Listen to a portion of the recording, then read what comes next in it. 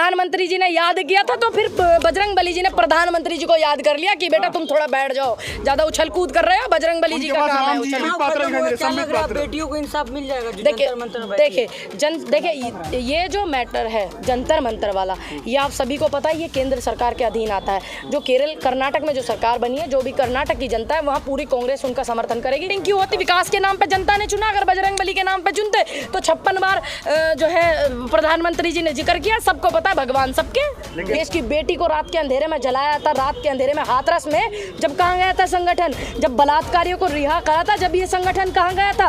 और आज देश के दिल्ली बॉर्डर पर जंतर मंतर पर बैठी हैं देश की बेटियां मेडल लाने वाली, आज कहाँ है वो संगठन? जो भी कोई व्यक्ति किसी संगठन में है, अगर वो आतंकवाद से ताल्लुक रखता है, आपको अच्छे से पता है कि ISI के कितने इनके एजेंट मिले थे, कितने मिले थे, सबको पता है अच्छे से।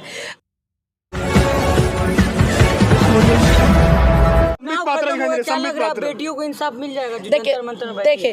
देखिए ये जो मैटर है जंतर मंतर वाला, ये आप सभी को पता है, ये केंद्र सरकार के अधीन आता है। जो केरल कर्नाटक में जो सरकार बनी है, जो भी कर्नाटक की जनता है, वहाँ पूरी कांग्रेस उनका समर्थन करेगी, पूरा कांग्रेस उनके हित के सारे कार्य करेगी। लेकिन देश की बेटियों की बात, पहलवानों की, वो केंद्र सरकार के हाथ में हजूरी में आती है। लेकिन हम कांग्रेसी, हम कार्यकर्ता, एक एक व्यक्ति, एक एक बेटी उन पहलवान बेटियों के लिए आवाज़ उठाती रहेगी।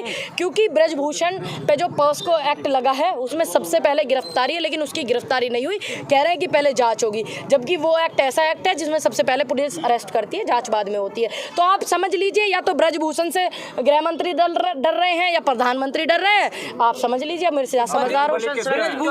बजरंगबली हर एक उस व्यक्ति के हैं जिस व्यक्ति के अंदर इंसानियत जिंदा है, जिस व्यक्ति के अंदर एक दूसरे की भावनाएं महसूस करने की, समझने की शक्ति है। चाहे वो व्यक्ति हिंदू है, चाहे वो व्यक्ति मुस्लिम है, चाहे सिख है, चाहे ईसाई है, चाहे जैन है, चाहे बौद्ध है, चाहे पारसी है, सभी के हैं। हाँ, तो प्रधानमंत्री जी ने याद किया था तो फिर बजरंगबली जी ने प्रधानमंत्री जी को याद कर लिया कि बेटा तुम थोड़ा बैठ जाओ, ज्यादा उछल कूद कर रहे हो। बजरंगबली जी का काम है उछल कूद। देखिए राम किसी के नहीं है, राम सबके हैं, राम सबके हैं, ये आप ध्यान रखना। राम हर एक व्यक्ति के हैं, राम हर एक उस इंसान के जिसकी इंसानियत जिंदा है। राम सोच है, राम विचारधारा है। और राम के नाम पर वोट लेने वाला व्यक्ति, क्या राम मेरा इतना कमजोर हो गया कि राम के लिए वोट की जरूरत हो? नहीं ना, बिल्कुल भी नहीं। मैं यही कहना चाहती हूँ, आज देश का जो मिनिस्ट्री मीडिया है पूरे उत्तर प्रदेश का नगर पालिका परिषद का चुनाव दिखाने में लगा हुआ है, लेकिन प्रधानमंत्री जी और गृह मंत्री जी और पूरा भाजपा का खोखला सिस्टम उनकी हार को दिखाने के लिए तैयार नहीं। लेकिन आपके दिखा रहे थे ना। देखिए अभी देखिए, कुछ चीजों में इनकी मजबूरियां हो जाती है ना। कहीं मुंह छुपा ले, चुल्लू भर पानी में डूब के मरने से बेहतर कि कहीं मुंह छुपा ले। ये पता चल गया बजरंगबली जी का, सबको पता है बजरंगबली सबके हैं। कांग्रेस बजरंगबली पे चुनाव लड़ेगी क्या? क्यों? कांग्रेस ने नहीं किया ये किया था मोदी जी ने, ये किया था प्रधानमंत्री जी ने, तो फिर कांग्रेस ने किया कांग्रेस ने सिर्फ इतना किया, जय बजरंगबली तोड़ दो भ्रष्टाचार की नली, और वो तोड़ ही दी नली।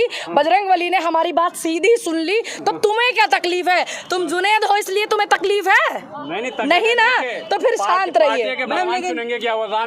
ये शुरुआत देश के प्रधानमंत्री ने की, और हमने अपने भगवान से निवेदन किया। हमने जनता से नहीं कहा था इस बात को, हमने भगवान से निवेदन किया। जनता खुद समझ गई थी, हमने जनता से ये निवेदन किया कि बजरंगबली तोड़ दो भ्रष्टाचार। मतलब वोटिंग विकास के नाम पर नहीं हुई, बजरंगबली के नाम पर नहीं, वोटिंग क्यों होती? विकास के नाम पे जनता ने चुना। अगर बजरंगबली के नाम पे चुनते तो 56 बार जो है प्रधानमंत्री जी ने जिक्र किया। सबको पता है भगवान सबके। विकास के नाम पे वोट हुई। 40% की इनकी जो वहाँ खोखला सिस्टम था। कांग्रेस अगर जीती कर्नाटका में तो यहाँ पे दंगा फसाद, इसका मतलब वो कराएंगे क्या? इसका मतलब उनको कांग्रेस राज्य जो है जितने भी सरकार के, वो पसंद नहीं है क्या शांति? कौन कराता है दंगे? आप बताइए। वो ये बता रहे हैं कि अगर कौन कराता है, मैं पूछना चाहती हूँ, कौन कराता है? इसका आपका मैं मतलब क्या समझूं कि दंगे होंगे? इसका मैं ये मतलब समझूं कि वो कराएंगे। तो मतलब ये कि कांग्रेस राज को संभाल नहीं पाती है। संभाल तो अच्छे से पाती है। तुम लोगों की जो ये आदतें है ना इधर उधर लड़ाई झगड़ा करवाने की, वो जनता सब जान गई। अब जनता भी मूर्ख नहीं है कि तुम्हारे कहने में कि तुम्हें BCCI का अध्यक्ष बना दे जिसे बैट बॉल पकड़नी ना आती, और अपने बच्चों को जो हिंसा में भेजेंगे। अब कोई नहीं भेजेगा, अब लोग समझदार हो गए। हो गया क्या? फ्री की रेवड़ी वेवड़ी कुछ ना भैया, सबको पता विकास की ज़्यादा ज़रूरत है देश में। आगे की यही है कि हम जनता का ज़्यादा से ज़्यादा विकास कर सकें और जनता की ज़्यादा से ज़्यादा समस्याओं को, शुक्र है कि इस देश के कुछ राज्यों की जो जनता है वो कांग्रेस के शासन में रहती है और कांग्रेस वहाँ पर है। 24 के लिए कांग्रेस का रास्ता कैसे है? 24 के लिए ये विकास के मुद्दे होंगे। प्रधानमंत्री अब चुनाव से फ्री हो गए, क्या सुनेंगे अब जनता की बात? वो तो पहले से ही नहीं सुनते, वो तो पहले से ही नहीं सुनते, वो तो पहले से ही नहीं सुनते। चलिए पार्टी के नाम पे जो कहा कर्नाटक के चुनाव में कहा जाए, कांग्रेस कह रही है कि बैन किया जाएगा। देखिए, जो भी कोई व्यक्ति किसी संगठन में है, अगर वो आतंकवाद से ताल्लुक़ रखता है, आपको अच्छे से पता है कि आईएसआई के कितने इनके एजेंट मिले थे, कितने मिले थे, सबको पता है अच्छे से। कोई भी व्यक्ति है अगर वो देश के खिलाफ है और लड़ाइयाँ झगड़ा हिंसा कराता, तो मैं तो चाहती हूँ हर व्यक्ति बैन होना चाहिए। ठीक, मैं स्पेशल ये नहीं कि ये संगठन बैन होना चाहिए, संगठन बैन होना चाहिए, स्पेशल नहीं मैं बोल रही हूँ, मैं सभी के लिए बोल रही हूँ इस बात को कि हर व्यक्ति बैन होना चाहिए। जो देश की शांति को भंग करता है, देश के भाईचारे को ख़राब करता है, देश के स्वाभिमान को ख़राब करता है, हर व्यक्ति बैन होना चाहिए। जब देश के किसानों में 700 किसानों की शहादत हुई थी तो कहाँ गया था ये संगठन? जब देश की बेटी को रात के अंधेरे में जलाया था, रात के अंधेरे में हाथरस में, जब कहाँ गया था संगठन? जब बलात्कारियों को रिहा करा था, जब ये संगठन कहाँ गया था? और आज देश के दिल्ली बॉर्डर पर जंतर मंतर पर बैठी हैं देश की बेटियां मेडल लाने वाली, आज कहाँ है वो संगठन? कहीं दिख रहा है? जैसे वो संगठन शांत है तो हम अपने जो है शब्द नहीं खराब करना चाहते उस संगठन के लिए बोलकर। लेकिन कांग्रेस द्वारा जो कहा गया था कि अगर उनकी सरकार बनती है तो बजरंग दल को बैन किया जाएगा, ये सवाल है कि क्या आप तो लोग तो डिमांड करेंगे? देखिए, ये हमारे शीर्ष नेतृत्व की जिम्मेदारी है, जो उन्होंने वहाँ पर जनता से बात की, जो भी जनता को वादे किए, जो भी उनका मैनिफेस्टो रहा, तो हमें अच्छे से पता है कि कांग्रेस अच्छे से इस काम को करेगी। हमारे शीर्ष नेतृत्व का काम है कि वो क्या बैन करते हैं। फिल्म का प्रचार भी कर रहे थे, अगर वो कह रहे थे कि कांग्रेस द केरला स्टोरी, वो आतंकवाद के साथ खड़ी द केरला स्टोरी कब, जो केरल का जो स्टोरी का पिक्चर बना है, किस पर बना है? वो केरला स्टोरी कब हुआ था? जब केंद्र में 2016 में सरकार थी, नरेंद्र मोदी बैठे हुए थे, क्या मिलने गए थे उन लोगों से? नहीं ना। और आज जब चुनाव था तो पूरे चुनाव में द केरला स्टोरी चलाया, और वो कुर्बानियाँ थी उसको भी चला देते।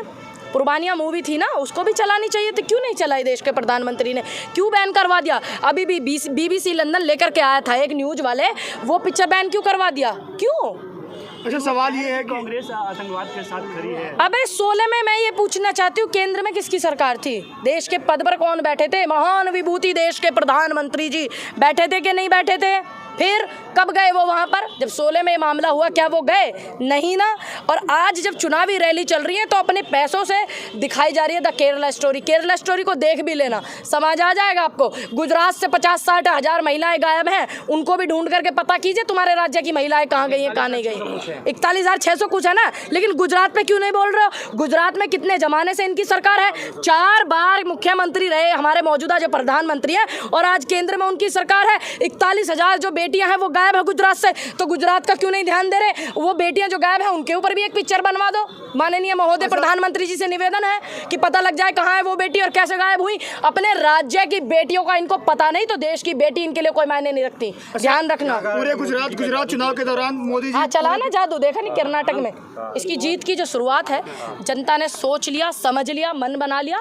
सबसे पहले हिमाचल से, और अब शुरुआत जो है कर्नाटक से, फिर ऐसे ही मध्य प्रदेश में हम सरकार बनाएंगे, छत्तीसगढ़ में बनाएंगे, राजस्थान में बनाएंगे, और 24 में देश के प्रधानमंत्री को कांग्रेस पार्टी देगी और जनता देगी। राहुल गांधी की जीत है या ये किसकी जीत है? ये मल्लिकार्जुन खड़गे जी, राहुल गांधी जी, प्रियंका गांधी जी, सोनिया गांधी जी और DK शिव कुमार जी, सिद्धारमैया जी और एक एक समस्त कार्यकर्ताओं की जीत है। और उससे भी बड़ी जीत उस जनता की है जिसने अपनी सोच को अच्छी रख करके वोट डाला। कुछ लोग अच्छा, सवाल ये है कि लगातार चुनाव के दौरान मोदी जी वहाँ पर कर्नाटक में रहे, बहुत दिनों तक रहे, लंबे समय। 19 रैली, 19 स्टेज, आज कहाँ उनका चेहरा दिखाई नहीं दे रहा? वही मैं देश की मीडिया से पूछना चाहती हूँ। नगर निकाय परिषद के जो चुनाव हैं उन्हें सब बच्चे देख लेंगे इस पे, यूट्यूब पे, फोन पे। तुम कर्नाटक की स्थिति दिखाओ और देश के प्रधानमंत्री जी जो है वो आकर के मन की बात करें जनता से। अब नहीं दिखेंगे, क्योंकि हमारे जो प्रचार मंत्री हैं उनको आदत हो गई है जीत का, सिर्फ सहरा जीत का बांधने की, और हार का जो सहरा होता है कभी नड्डा जी के सर पे फोड़ना, कभी चड्डा जी के सर पे फोड़ना, कभी अड्डा जी के सर पे फोड़ना, है ना, और कभी कटम्पा उनके सिर पे फोड़ना, ये उनकी आदत हो गई। ये तो परमात्मा का आशीर्वाद रहा कांग्रेस पर। कांग्रेस जो जितने भी वहाँ कर्नाटक की जनता है, ठीक, बजरंग बली भी जानते हैं कि क्या सही है क्या गलत है, लेकिन आज का जो दौर है ये नफरतों का दौर है। आओ गले मिलकर नफरतों को दफन कर दे, ये पैगाम लेकर के निकले निकले हैं, कांग्रेस का एक एक कार्यकर्ता, कांग्रेस के हाईकमान से लेकर के एक एक कार्यकर्ता तक। तो परमात्मा भी जानता है ये जीत वहाँ की, सबसे पहले मैं बताऊँ आपको, ईश्वर ने आशीर्वाद दिया। ये जीत की जो पात्र वहाँ जनता है, जिस जनता ने अपने वोट को पूरी सूद बूद से डाला है, और वहाँ की जनता ने समझ लिया कि इस देश में लोकतंत्र को बचाना है, बेरोजगारी को ख़त्म करना है, जीडीपी इतनी माइनस में हो उसको ऊपर करना है। और जो एक ज़माना वो भी था, किस ज़माने में नेहरू जी को देश मिला था जब वो प्रधानमंत्री बने थे, कोई कल्पना भी नहीं कर सकता था। तो वो जनता जानती है, वहाँ की जनता ने अपने वोट का सही इस्तेमाल किया। मोदी जी कर्नाटक की रैली में कह रहे थे कि कांग्रेसी हमें गाली दे रहे, कान में गालियाँ दी है। आप उनको ये बताइए, देश के प्रधानमंत्री को आप ये देखिए, समय कितना है अंकल जी, समय देखिए आप, समय कितना है देश के प्रधानमंत्री जी के पास में कि उनको गालियां याद है। जनता भूखी मर रही है, जनता तड़प रही है, किसान आत्महत्या कर रहा है, बारिश से इतना नुकसान हो गया उसका कोई भरपाई नहीं कर रहा, बेटियों के इतने बलात्कार हो रहे, दिल्ली जंतर मंतर पर देश का सम्मान स्वाभिमान पहलवान बेटियां बैठी हैं, वो नहीं पता, महंगाई इतनी बढ़ रही, उनको कुछ नहीं पता भाई, बस उन्हें ये पता मुझे 91 में गालियां दी, 92 में दी, 93 में दी, मतलब वो गालियां गिन रहे। आप उनके पास फुर्सत देखिए, समय देखिए। देश के प्रधानमंत्री जी का ये काम है क्या? पूर्व प्रधानमंत्री राजीव गांधी जी की धर्म पत्नी को कांग्रेस की विधवा बताने वाले व्यक्ति एक सूबे के मुख्यमंत्री थे पहले, आपको पता है, गुजरात के, जर्सी गाय बोलने वाले, ये हमारे प्रधानमंत्री से ये अगर ये इनकी भाषा शैली से इनको तकलीफ है और सदस्यता रद्द भाषा शैली पे होती है तो देश के प्रधानमंत्री की होनी चाहिए ना, क्योंकि जर्सी गाय बताने वाले पूर्व प्रधानमंत्री जी की जिनकी शहादत हुई इस देश के लिए, राजीव गांधी जी, उनकी धर्म पत्नी सोनिया गांधी जी के लिए ऐसे शब्द इस्तेमाल किए। क्यों नहीं आते आप लोग? अब एक बात बताओ, जिनकी उतर गई लोई उनका क्या करेगा कोई?